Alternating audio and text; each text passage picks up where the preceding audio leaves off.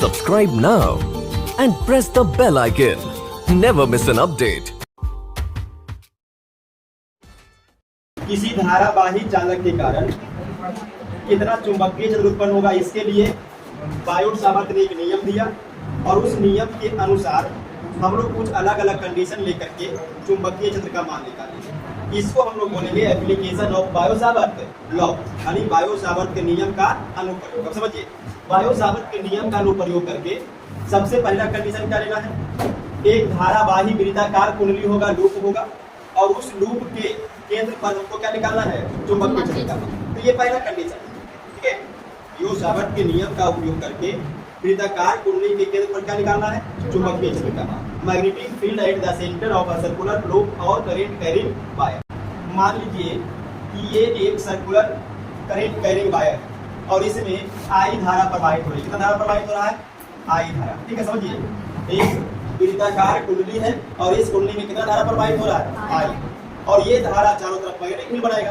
लेकिन हम लोग को निकालना कहाँ पे है, मैग्नेटिक फील्ड केंद्र पे। तो मान लीजिए कि ये कुंडली का केंद्र है पी बिंदु, और यही पी बिंदु पर हमको क्या निकालना है, चुंबकीय क्षेत्र का मान कितना होगा, चुंबकीय क्षेत्र का मान कितना होगा। अब ध्यान दीजिएगा, बायो-सावर्त नियम का अनुप्रयोग करना है तो सबसे पहला काम क्या करना है, जो भी कंडीशन दिया हुआ रहेगा, जैसे भी कंडीशन क्या है, धारावाही वृत्ताकार कुंडली, तो उसके एक अल्पांश को लेना, क्या लेना है, एक अल्पांश को। तो यहाँ पर देखिए, एक अल्पांश हम लोग लेते हैं,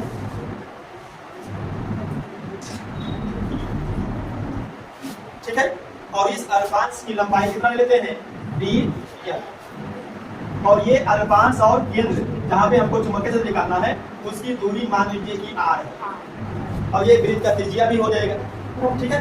अब ध्यान दीजिएगा, ये देखिए, अगर इस पर देखिएगा, ये जो dl लिए है अल्पांश, इसका डायरेक्शन देखिए कितना होगा, ये जो सर्कुलर लूप है उसके तल पर लंबवत इस प्रकार से, लेकिन ऐसा लाइन खींच नहीं सकते हैं, इसलिए हमको इसको ऐसे दर्शा देना है।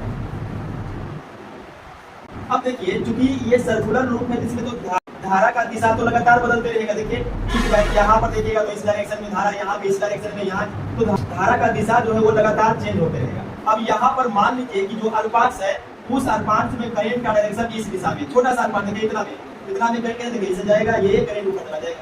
तो इस अल्पांश में केवल हम देखेंगे धारा यहाँ पे आएगी, ठीक है।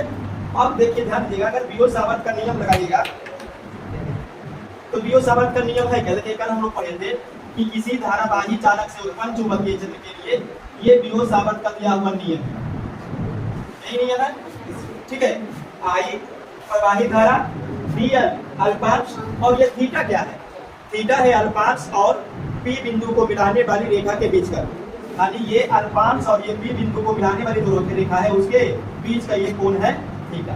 अब बाकी तो r ये दूरी है, ये है, अब ये μ/4 क्या है, कांस्टेंट।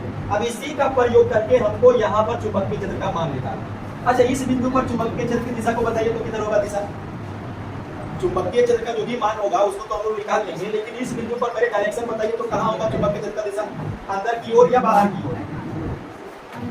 देखिए, चुंबकीय क्षेत्र की दिशा को निकालने के लिए दक्षिण हस्त का नियम लगाइएगा, दाहिना हाथ की हथेली को कहाँ रखिएगा, r की डायरेक्शन में, और अंगूठा को I की डायरेक्शन में।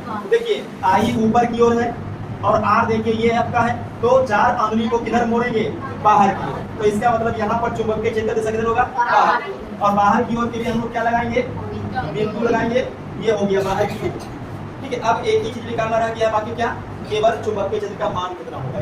फिर समझिए, एक धारावाही वृत्ताकार लूप लिया जिसमें कितना करंट प्रवाहित हो रहा है, I, और इस वृत्ताकार लूप का त्रिज्या मान लीजिए कि कैपिटल R है, और इसके एक छोटे से अल्पांश dl पर विचार करेंगे, और इस dl के कारण यहाँ पर पहले हम लोग निकाल लेंगे कि केंद्र पर कितना चुंबकीय क्षेत्र है, बायो-सावर्त का नियम लगा करके उसको इंटीग्रेशन कर देंगे तो पूरा का निकल जाएगा। देखते हैं करके, देखिए यहाँ पे चूंकि अल्पांश dl के कारण धारावाही वृत्ताकार लूप के केंद्र पर चुंबकीय क्षेत्र dV = μ0/4 pi I × dl × sin θ/r का स्क्वायर।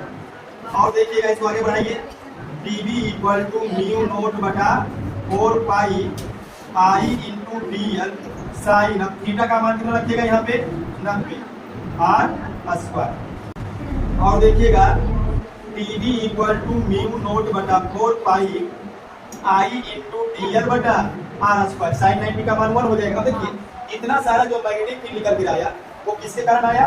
वो आया डीएल के कारण। किसके कारण?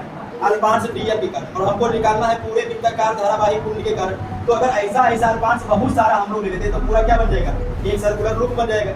अब जितना भी अल्पांश लेके दे दीजिएगा, एक अल्पांश 2 3 ऐसा करते करते पूरा अल्पांश, अब सब अल्पांश को अगर जोड़ेंगे तब न बनेगा पूरा धारावाही वृत्ताकार लूप। और जोड़ने का प्रक्रिया क्या कराएगा? समाकलन। तो अगर पूरा का निकालना है तो इसका इंटीग्रेशन कर दीजिए। तो लिखेंगे ऐसा है पूरे धारावाही वृत्ताकार लूप के कारण केंद्र पर उत्पन्न चुंबकीय क्षेत्र। अब देखिए पूरे धारावाही वृत्ताकार लूप के कारण केंद्र पर उत्पन्न चुंबकीय क्षेत्र के लिए क्या करना पड़ेगा? ये जो निकल करके आया है अल्पांश के कारण चुंबकीय क्षेत्र, इसका इंटीग्रेशन कर दीजिए। तो दोनों तरफ इंटीग्रेट कीजिएगा। तो इंटीग्रेशन डीवी और इंटीग्रेशन म्यू नोट बटा 4 पाई आई इंटू डीएल बटा आर। और ध्यान दीजिएगा डीवी का इंटीग्रेशन बी हो जाएगा। अब देखिए म्यू नोट बटा 4 पाई तो कांस्टेंट है और कांस्टेंट का इंटीग्रेशन नहीं होता, तो इस कांस्टेंट को इंटीग्रेशन के बाहर कीजिए। म्यू नोट बटा 4 पाई। अब ध्यान दीजिए ये जो धारावाही वृत्ताकार लूप है उसमें प्रवाहित धारा आई है जिसका परिमाण भी नहीं बदलेगा, आई भी कांस्टेंट हो जाएगा। तो आई को भी बाहर निकाल लीजिए। बट देखिए ये जो आर है त्रिज्या या अल्पांश से बी बिंदु का दूरी, ये भी चेंज नहीं होगा, इसको भी कांस्टेंट मान लीजिए। तो इसको भी बाहर निकाल लीजिए। अब अंदर में बचेगा क्या? केवल डी है। अल्पांश से बदल जाएगा। देखिए इतना सारा अल्पांश, फिर अल्पांश जोड़िएगा, फिर अल्पांश जोड़िएगा। तो इंटीग्रेशन का मतलब ये जोड़ना, किसको जोड़ना है? अल्पांश को। और बढ़ाइएगा आगे B equal to mu naught बटा 4 पाई आई आर स्क्वायर। देखिए डीवी का इंटीग्रेशन भी हुआ है तो डीएल का इंटीग्रेशन याद हो जाएगा। और देखिएगा B equal to mu naught बटा 4 पाई इंटू आई बटा आर स्क्वायर इंटू एल। क्या है? लंबाई। अब लंबाई किसका लीजिएगा? देखिए पूरे धारावाही वृत्ताकार लूप, तो अगर पूरे धारावाही वृत्ताकार लूप का लंबाई लेते हैं तो वृत्त का लंबाई क्या होता है? उसका परिधि। तो परिधि कितना हो जाएगा? 2 पाई आर। ठीक है, वृत्त का लंबाई उसका परिधि से दिया जाएगा तो ये हो जाएगा। अब देखिए एक आर को कैंसिल करेंगे, उसके बाद यहाँ देखिएगा 2 पाई से ये कैंसिल हो जाएगा। तो देखिए बी बराबर क्या जाएगा? म्यू नोट आई और नीचे में 2 आर। तो ये आ गया धारावाही वृत्ताकार कुंडली के कारण उसके केंद्र पर चुंबकीय क्षेत्र का मान। ठीक है, इसमें एक आप केस भी ले सकते हैं। देखिए यदि कुंडली में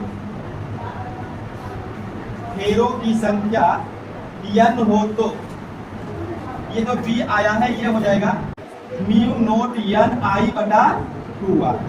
ठीक है, देखिए चुंबकीय क्षेत्र का मान वही है, केवल जितना फेरा रहेगा उतना टाइम गुना कर दीजिए। अब देखिए अगर इसमें मान लीजिए कि n एक फेरा, कितना है? एक फेरा, तो n का मान कितना रखिएगा? 1। तो फिर वही आ जाएगा म्यू नोट आई 2r।